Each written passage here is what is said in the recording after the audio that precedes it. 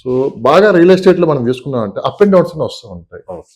ఈ up and downs అసలు ఎందుకు వస్తూ ఉంటాయి సార్? బేసిక్ ఎక్కడ స్టార్ట్ అవుతుంది? ఎందుకు వస్తాయండి? దెర్ ఇస్ నథింగ్ రీజన్ అండి. Any business, real estate is also one type of business. Political strategy ఉంటుంది ఎందులో అప్ అండ్ డౌన్ అవడానికి కారణం? నథింగ్. ఇప్పుడు ఉంది, మీరు చూశారు కదా 2008 లో గ్లోబల్ ఫైనాన్షియల్ క్రైసిస్ వచ్చింది. ఏదైనా anything is we do over things, over confidence, మనిషిలో ఉన్న ఇది ఆశ, అత్యాశ, ఇవన్నీ ఫ్యాక్టర్స్ ఏంటంటే ఇట్ ఎఫెక్ట్స్ అనమాట. ఇవన్నీ ఇప్పుడు మీరు చూసుకుంటే హైదరాబాద్ లో కూడా ఈ రోజు కూడా ఏంటంటే లాస్ట్ 5 years లో కూడా చూసుకుంటే హైదరాబాద్ ఏ విధంగా డెవలప్మెంట్ అయితే ఉంది, కానీ అంటే రియల్ ఎస్టేట్ పరంగా లాస్ట్ 3 years నుంచి it's not as it is. ఎందుకంటే ఎలక్షన్స్ జరిగినప్పుడు 1 year ముందు నుంచి ఇప్పుడు 3 years, లాస్ట్ 3-4 years నుంచి అంతగా లేదు. కానీ అంతకుముందు previously west part of the Hyderabad ఆ ప్రీవియస్ 5 years లో 70 to 80 ఈవెన్ 100% గుడ్ అప్రిషియేషన్. మరి ఇప్పుడేంటి అనొచ్చు మీరు క్వశ్చన్. ఇప్పుడేంటి రేపు ఫ్యూచర్లో మరి ఎక్కడ లొకేషన్ బాగా చేయాలి, ఎందుకు చేయాలి? రేపు రాబోతున్న రీజనల్ రింగ్ రోడ్ అండి, జనాలు నవ్వచ్చు, క్రిటిసైజ్ చేయొచ్చు, రీజనల్ రింగ్ రోడ్ వస్తుందా లేదా అని కూడా చెప్పే వాళ్ళు ఉన్నారు. అట్లానే ఫ్యూచర్ సిటీ కూడా వస్తుందా లేదా అనే వాళ్ళకి కూడా డౌట్ చాలా మంది. ఓఆర్ఆర్ వచ్చినప్పుడు కూడా వస్తుందని అనౌన్స్ చేసినప్పుడు కూడా అప్పుడు కూడా డౌట్స్ క్రియేట్ చేసిన వాళ్ళు. అంటే ఎవరైతే కొంచెం స్టడీ చేస్తారో, అనలిటిక్గా థింక్ చేస్తారో, అవుటర్ ఫ్యూచర్ సిటీ అనేది డెఫినెట్గా రాబోతుందండి. ఏ గవర్నమెంట్ వచ్చినా కానీ దే కెనాట్ చేంజ్ ఇట్. చూడండి ఒకసారి మన ఓన్ ముందు, అంత ముందు అదే ల్యాండ్ ఫార్మసిటీ అన్నారు ప్రీవియస్ గవర్నమెంట్. ఇప్పుడు అదే ల్యాండ్ ని ఇంకా ఎక్కువ పెంచారు. అంతకుముందు 14,500 acres అన్నారు ఫార్మసిటీ. దీన్ని పెంచి 30,000 acres లో ఇప్పుడు ఫ్యూచర్ సిటీ అనేది నియర్ అబౌట్ 10 clusters లో ఎంప్లాయ్మెంట్ సంబంధించిన క్లస్టర్స్ రాబోతున్నాయి. అటు ఆర్టిఫిషియల్ ఇంటెలిజెన్స్ కానీ, స్కిల్ యూనివర్సిటీ కానీ, ఎడ్యుకేషన్ సంబంధించిన యూనివర్సిటీస్ కానీ, then sports universities, advance electronics manufacturing facilities, ఇవన్నీ వస్తున్నాయి. లైఫ్ సైన్సెస్ క్లస్టర్స్ రాబోతున్నాయి. ఇవన్నీ మనకు అనిపించవచ్చు ఇవన్నీ చాలా హైప్ అని, కానీ హైప్గా రియాలిటీ కూడా అందుట్లో రాబోతుంది. లైఫ్ సైన్సెస్ కూడా కంపెనీస్ రాబోతున్నాయి. ఈ రోజు పరిస్థితి ఏంటంటే మీరు 330 feet రోడ్ చూడండి, రావిరియాల నుంచి ఆకుతోటపల్లి ఓఆర్ఆర్ నుంచి రీజనల్ రింగ్ రోడ్ కనెక్ట్ చేశారు. ఈవెన్ నైట్ కూడా పనులు జరుగుతున్నాయి, మీరు గమనిస్తారు.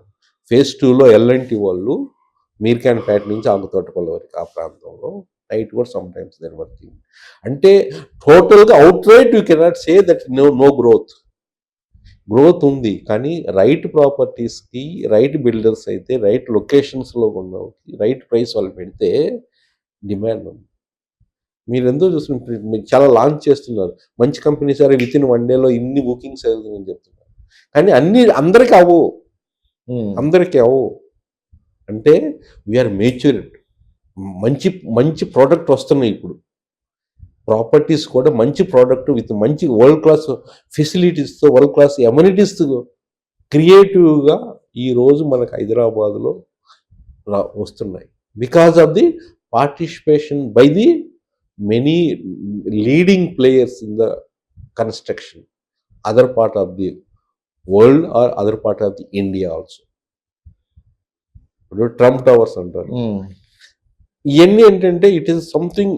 Hyderabad is it now they becoming attraction as far as the globally concerned.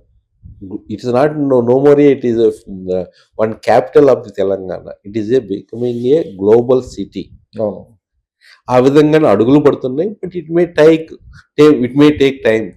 ఒక 3 సంవత్సరాలు అనుకున్నది regional ring road, it may take 5 years.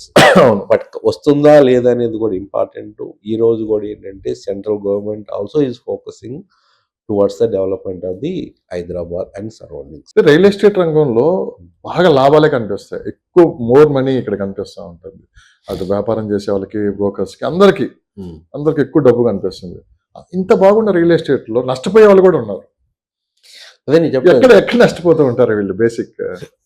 Real estate రంగంలో ప్రతి అసలు బిజినెస్ లో నష్టపోవడం ప్రతి బిజినెస్ లో లాభపడే వాళ్ళు ఉంటారు, నష్టపోయే వాళ్ళు ఉంటారు. ఉమ్, నష్టపడిన కంపెనీలు కొంచెం తెలివిగల తెలివిగల ఇన్వెస్ట్ చేసి దాని లాభాలు తీసుకొచ్చిన వాళ్ళు ఉన్నారు. Um, it is all depending on people అండి, పీపుల్స్ మైండ్ సెట్. మీ తెలివితేటలు మీరు ఏ విధంగా చేస్తారు. లాస్ ఎట్లు పోతారండి? అప్రూవ్ లేని ప్లాట్స్లో అప్రూవ్ లేని ప్రాపర్టీస్లో మీరు ఇన్వెస్ట్మెంట్ చేశారనుకోండి, మరి ఎక్కడికి పోతుంది అది?